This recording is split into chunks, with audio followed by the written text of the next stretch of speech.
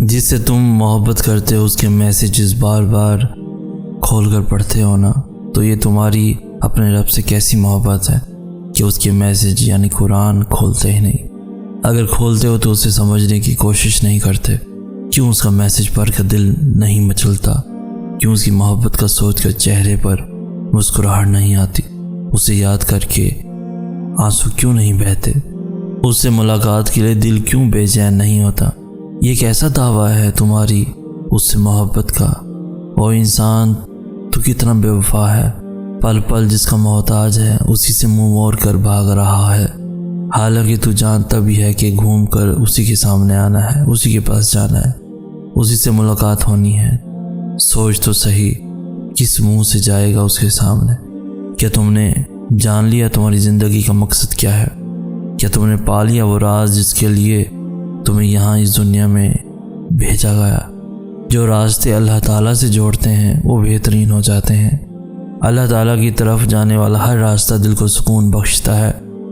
ایسے محسوس ہوتا ہے اکیلے ہونے کے باوجود بھی کوئی ساتھ ہے۔ انسان کی تمنا نہیں ہے کیونکہ اللہ ساتھ ہے۔ کوئی چھوڑ دے تو تب بھی دل تشکر میں ڈوبتا چلا جاتا ہے۔ ہم مصلحت سمجھ کر شکوے کے انبار نہیں لگاتے۔ وہ رحمان ہے، اس سے جڑنے والے غنی ہوتے ہیں۔ جو اسے جڑتا ہے وہ اسی کے دل میں ہمیشہ کے لیے بس جاتا ہے۔ زندگی کے چاروں اطراف میں محبت الہی ہوتی ہے اور ہم ہوتے ہیں۔ بس یہ الفاظ ہوتے ہیں، مبارک ہو تم نے اپنے رب کو پا لیا۔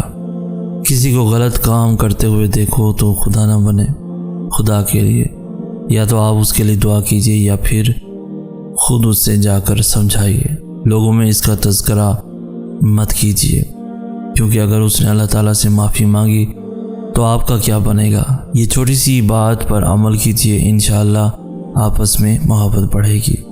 اللہ تعالیٰ کو بھی ہم سے یہی مطلوب ہے کہ ہم اسے یاد کریں، ہم اسے محبت کریں، ہم اسے بار بار بلائیں، اس کے پاس جائیں۔ مگر مسئلہ پتہ کیا ہے؟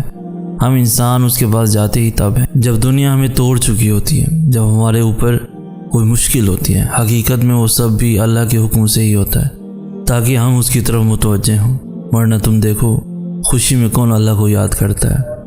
بلکہ ہم تو سب سے زیادہ ناراض ہی اسے اپنی خوشی کے موقع پر کرتے ہیں۔ سمجھ رہے ہو نا ان آزمائشوں کے آنے کا مقصد؟ دلوں کے حال اللہ بہتر جانتا ہے اور تقدیروں کے کھیل بھی اسی کے ہاتھ میں ہے۔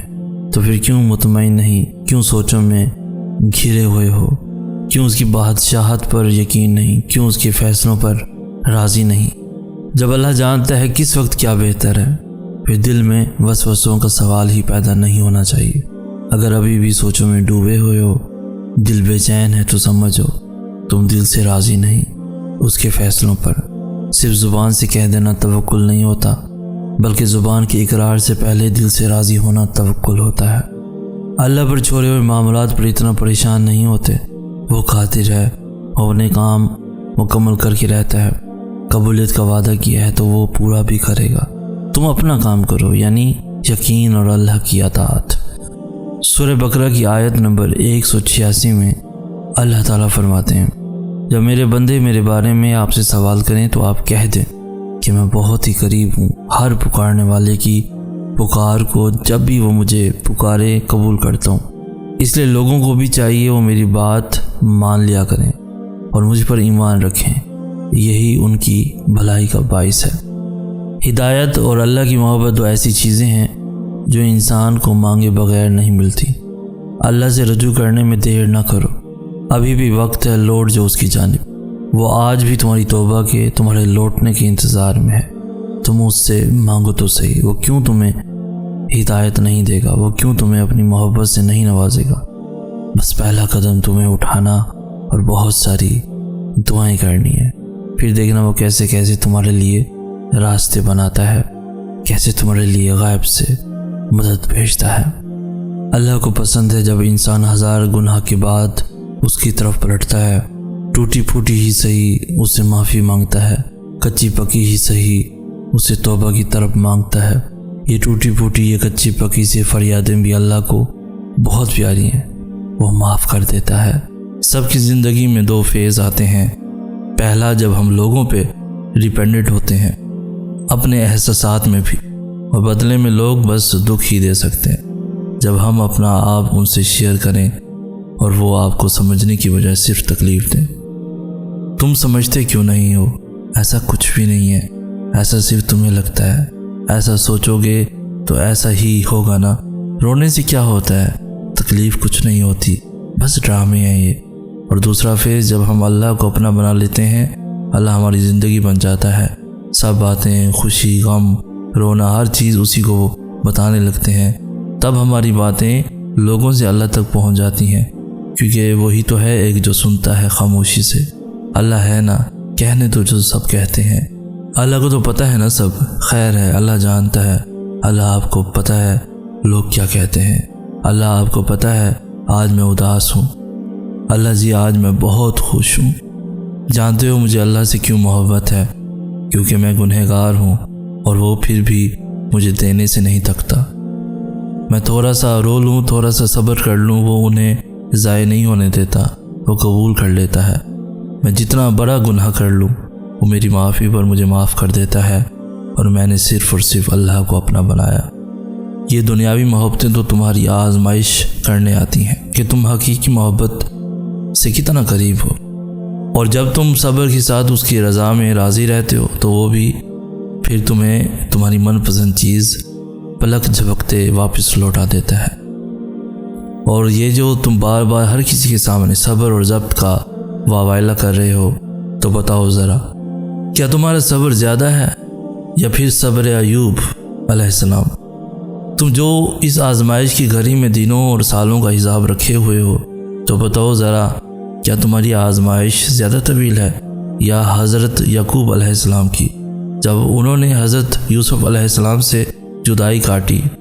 تم کہتے ہو تم نے یہاں اس مقام تک پہنچنے کے لیے ان گنت قربانیاں دیں، تو کیا تمہاری ایک بھی قربانی حضرت امام حسین علیہ السلام کی قربانی کے نعم البدل ہے؟ کچھ لوگ زندگی میں صرف اس لیے ہوتے ہیں کہ جب ان کو کسی کی ضرورت پڑتی ہے وہ آپ سے بات کر لیں، اپنے دل کا بوجھ اتار لیں، تھوڑا ہنس لیں، سچ کہوں تو وقت گزار لیں۔ وہ آپ کو ایک دوست یا ایک چاہنے والی کی طرح نہیں، ایک ضرورت کی طرح ٹریٹ کرتے ہیں۔ آپ ان کو میسج کرو گے تو بات کریں گے، نہیں کرو گے تو وہ آپ کو بھول جائیں گے۔ لیکن اس سب کے علاوہ جو بات تکلیف دیتی ہے وہ یہ کہ ان کو اس بات کا احساس تک نہیں ہوتا کہ وہ کیسے ہمارے خلوص کے ساتھ کھیل رہے ہوتے ہیں۔ اس لیے ان کو جانے دو، اپنی زندگی سے اپنے لیے آسان کر دو اپنی زندگی کو۔ میں نے زندگی سے بس یہی ایک بات سیکھی کہ انسان سے کبھی کچھ مت مانگو۔ انسان نہ تو ہمدردی مکمل دیتا ہے اور نہ ہی محبت، اور دے بھی کیسے؟ کائنات کی ہر چیز نامکمل ہے سوائے اللہ کی ذات کے، اور اس کے علاوہ کوئی ہمیں کچھ دے سکتا ہے اور نہ ہم سے کچھ چھین سکتا ہے۔ وہی آنسوؤں کا بھی بھرم رکھتا ہے اور وہی اپنی محبت کے رنگ میں رنگتا ہے۔ اور یہ بات زندگی کے کسی نہ کسی مقام پہ انسان ضرور محسوس کرتا ہے، چاہے دیر سے کرے یا جلدی۔ اس کی آغوش میں بہایا گیا کوئی بھی آنسو ضائع نہیں جاتا، پھر چاہے وہ آنسو اذیت کا ہو یا محبت کا۔ خدا ہمیں کبھی بھی ہم جیسوں کا محتاج نہ کرے، نہ ہمدردی کے لیے نہ محبت کے لیے۔ جب انسان ڈپریشن کا شکار ہوتا ہے تو اپنی زندگی سے بیزار ہونے لگتا ہے، وہ اپنے آپ کو حقیر جاننے لگتا ہے، وہ سمجھتا ہے دنیا میں کوئی چیز اس کے لیے نہیں ہے، اپنے اندر بے اعتمادی پیدا کر لیتا ہے، افسردہ ہونے لگتا ہے، بلا وجہ کی فکر میں گم رہتا ہے، لوگوں سے الگ رہنا شروع کر دیتا ہے، علیحدگی پسند ہو جاتا ہے، اور پھر دیکھنے میں بیمار نظر آتا ہے، کبھی سر درد تو کبھی کمر درد، بالوں کا گرنا، تیزابیت اور پتہ نہیں کیسی کیسی بیماریوں میں خود کو ڈھال لیتا ہے، اور پھر اپنے آپ کو ختم کرنے کے بارے میں ہی سوچتے رہتا ہے۔ انسان جب ڈپریشن میں یہ سب برداشت کر رہا ہوتا ہے تو آس پاس کے لوگوں کو خبر ہی نہیں ہوتی کہ وہ کس پریشانی اور تکلیف سے گزر رہا ہے۔ ہم ہمیشہ سوچتے ہیں کہ سامنے والے شخص نے ہمارے ساتھ برا کیا ہے، اس لیے ہم اسے معاف نہیں کر پاتے، حالانکہ در حقیقت ہم خود کو معاف نہیں کر پاتے۔ ہم ہر چیز کی سزا خود کو دیتے ہیں، پھر زندگی مشکل لگنے لگتی ہے۔ کسی کو بھی نہیں، بس خود کو معاف کرنا سیکھو، خود کو سزا دینا بند کر دو۔ جب تک خود کو معاف نہیں کرو گے تب تک غم سے آزاد نہیں ہو پاؤ گے، اس لیے خود پہ رحم کرو۔